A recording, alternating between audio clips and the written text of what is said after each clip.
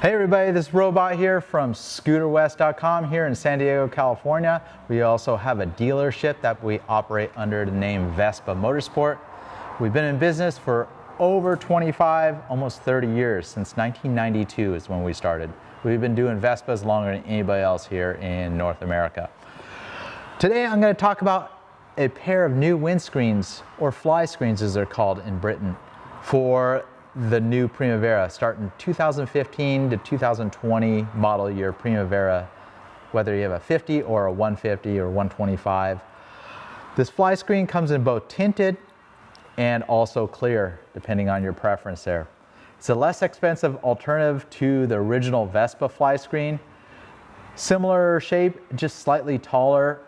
The plexiglass is nearly the same quality as the Vespa original plexiglass, all made in Italy for pretty much half the price of the original Piaggio accessory.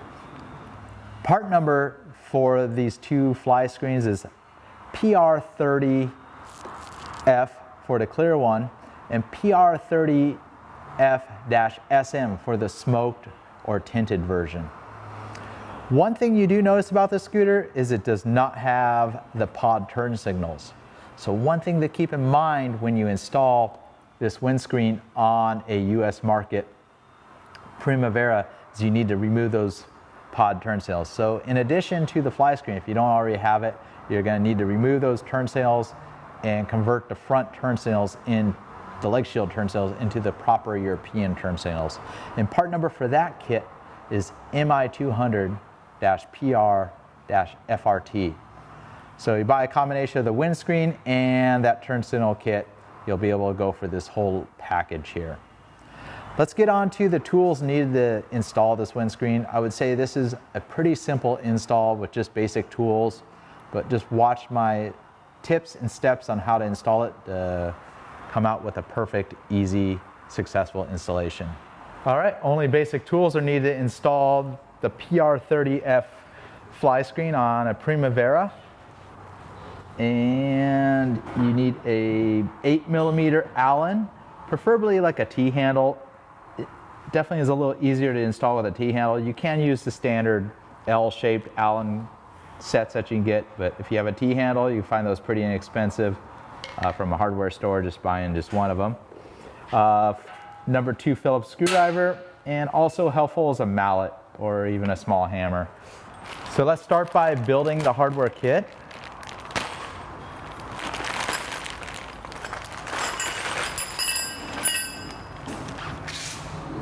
You have a pair of rods, a left and a right, and all the hardware to mount the windshield blade to these shafts and to mount the shafts onto the handlebars. So first of all, we'll take these 2 larger Allen screws. You'll find the 2 split washers. Drop those right on.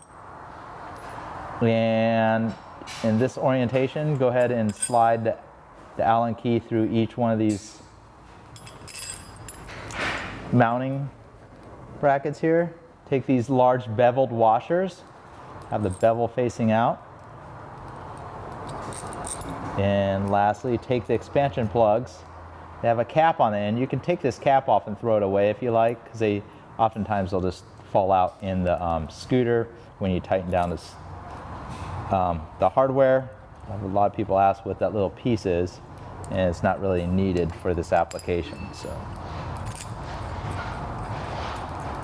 all I'm doing is just hand tight, just enough to snug it, remove that end cap there.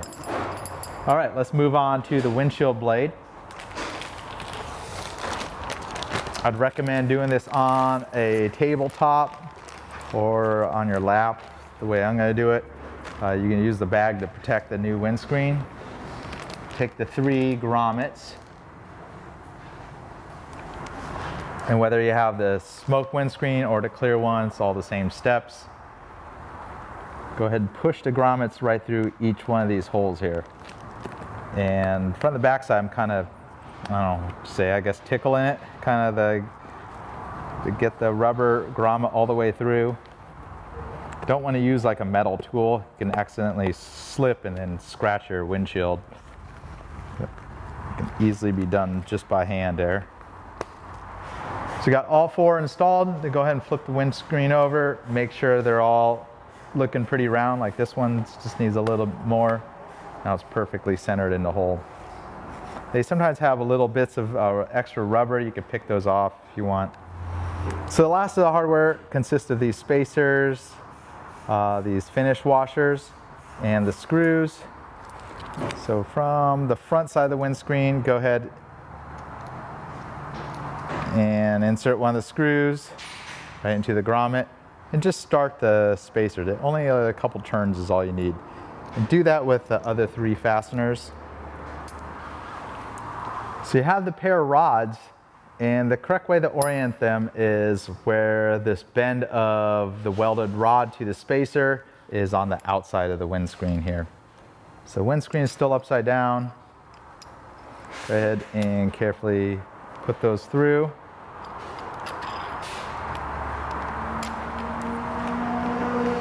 And you could take maybe just the top one and just tighten it enough where there's some friction on the rod, you know, but you can still move the rod around. See right there, it's just holding the rod, but I can still move the rod around, and do the same on this side as well. I'm only doing it with the top fastener.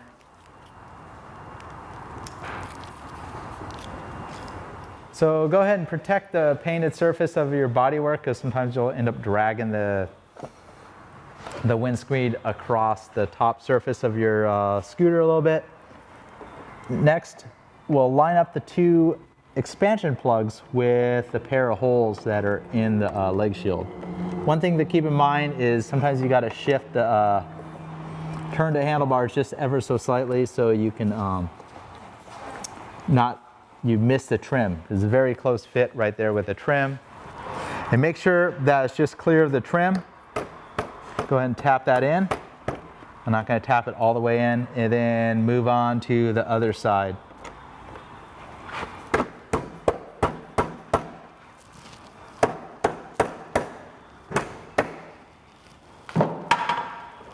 We'll go ahead and start tightening these expansion plugs. So essentially when you're tightening this Allen key here, the plug expands into that tube that you just put the expansion plugs into. So, and we're not going to tighten it all the way at this point. Just enough where everything moves around. We'll pull our rag out. Now what we're going to look for is this gap. You can see it's not very symmetrical at this point. So you could shift the rods around and also move the windshield up and down to get the gap where it looks even all the way around. And just depends on how you want it. You don't want to ever have it too close to the painted bodywork, because the windscreens do move around a little bit while you're riding the scooter. And the other thing I look for is the tops of the 2 mounting points for the windshield. I want them to look about the same, so I kind of get them where they're fairly even on the backside. So when you're looking at the windscreen from the backside, it's pretty close to even. So I got these all positioned where I like them. You can go ahead and tighten all 4 of these screws, and you can still make minor adjustments. And once you're happy with the position, we'll go ahead and tighten up these expansion plugs. So keep in mind, sometimes the windscreen will want to move when you're tightening these expansion plugs. So it looks good there. And we'll move on to the other side here. And there you have it. That's all it takes to put one of these windscreens on. Obviously the big step is eliminating the pod turn signals, which obviously cleans up the look of this scooter tremendously. So why would you want a windscreen this size, commonly referred to as a fly screen? Well, first of all, just like the name implies, fly screen kind of keeps the flies out of your teeth. when you're going down the road. But it also kicks a lot of the pressure up and over you or above the top of your windscreen, keeps the pressure off your chest, so it's a lot more comfortable to ride. Obviously not the best windscreen to have in a torrential rainstorm, but I really like this size of windscreen because you're not looking through it, especially considering how dark this is. It's more of an appearance package and adds some functional aerodynamics to the scooter to kick the wind over you. So I'm about 5'7" or 5'8", and you can see the windscreen comes right about here. But keep in mind, the wind just doesn't come right off like that. It usually is kicked up and over. So this will add for the comfort if you're going on longer trips, kind of keeps the pressure off your chest, along with adds quite a bit of style to a scooter like this. So there you go, the Faco Flyscreen installed. Pretty much the same similar steps for all the Faco windscreens or many other windscreens in general. They all use the expansion plug style for the Vespas. Very unique and nice installation method. I like it quite a bit. Check out all our other videos if this is the first time you're stumbling across this video. I also have a video before this one that shows all the new Faco accessories that fit the Primavera, and many also fit the Sprint as well. Until next time, it's Robot here from Vespa Motorsport and ScooterWest.com. Subscribe to your channel if you haven't yet. Hit the notification bell to get updates for all the videos. During these unprecedented times in April 2020, we're releasing videos almost daily. Usually I don't get that much time because April's normally busy. Till next time, everybody be safe. Robot here.